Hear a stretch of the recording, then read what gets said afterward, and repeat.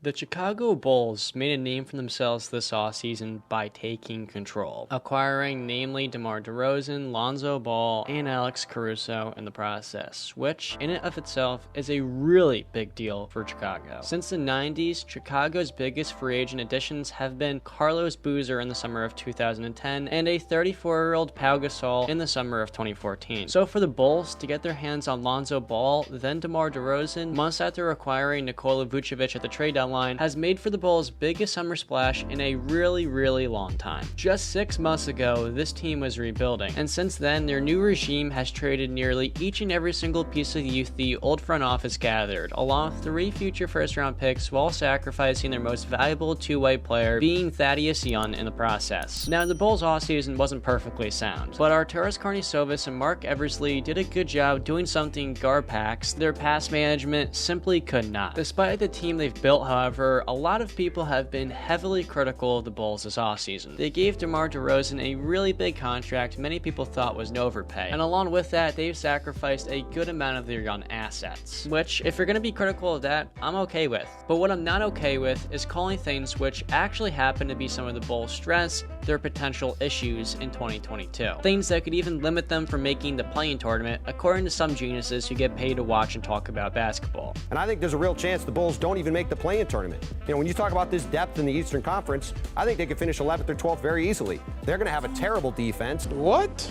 I've seen countless people spreading false narratives about the team. The first of which being the Bulls' defense will be an issue after they brought in DeMar DeRozan and will have Nikola Vucevic for a full season, neither of which are positive defensive players. But the notion that their defense will be the problem is laughable at best, because last year, the Bulls' strength was what they did defensively. Now, to be fair, they did trade away Thaddeus Young this offseason, who was one of their key contributors defensively, and they replaced Wendell Carter Jr. with Nikola Vucevic, who when healthy is a far more versatile defender. But when you take into account the Bulls brought in Alex Caruso, an all-defensive team caliber defender, along with another quality defender in Lonzo Ball, while replacing one of their worst defenders in Larry Markkinen for a good one in Derrick Jones, the Bulls player personnel has gotten only better defensively, and last year this team ranked 11th in defensive rating. In the rotation they have 5 good defenders, and some of those guys are among the best in the NBA, while the rest of the guys in the rotation are below average to passable, but none of which are really liabilities. But the other thing people don't like about the Bulls offseason is that they paid DeMar DeRozan $28 million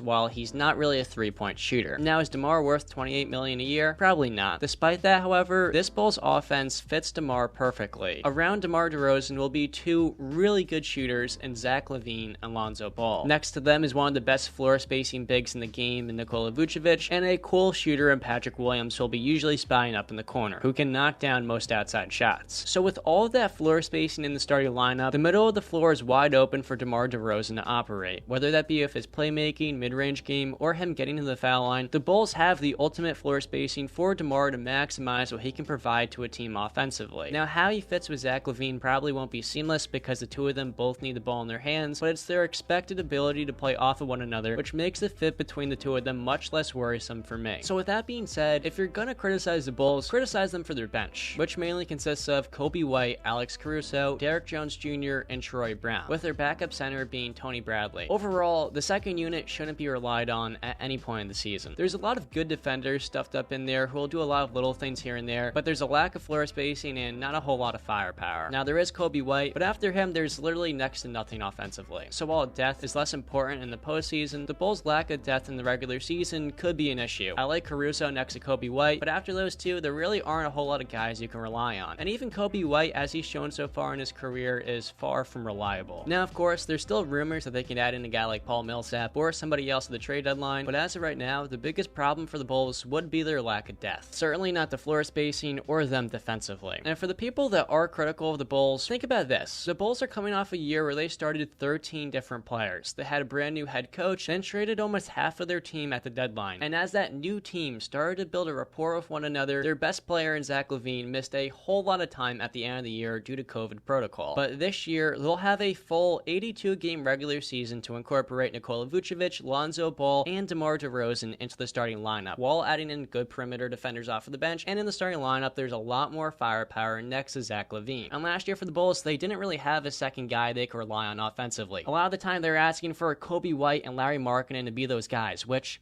They never were. Now you add in Nikola Vucevic at the center spot next season, who will replace Wendell Carter Jr., who was hurt nonstop in Chicago. And for Zach Lavine, his new backcourt partner is one of the best fits next to him in the NBA. Lonzo in New Orleans was treated like a 3-and-D wing, and with him not being the best shot creator or playmaker in the half court, he could easily play off of Zach Lavine and knock down outside shots. And on the other end of the floor, the one place where Zach Lavine really struggles is his off-ball defense. And being he'll be next to Patrick Williams, Lonzo Ball, as well as Alex Caruso, Troy Brown, and Derrick Jones Jr. here and there, those guys can help make up for Zach Lavine if he falls asleep off of the ball. So with all that being said, the Bulls should have high expectations in 2022. This squad will have things to iron out, no doubt, but with the team they now have, they have the ultimate opportunity next season to prove a whole lot of people wrong. So with that being said, let me know in the comments down below how far you think the Bulls will go next season. Thank you so much for watching, and as always, until next time.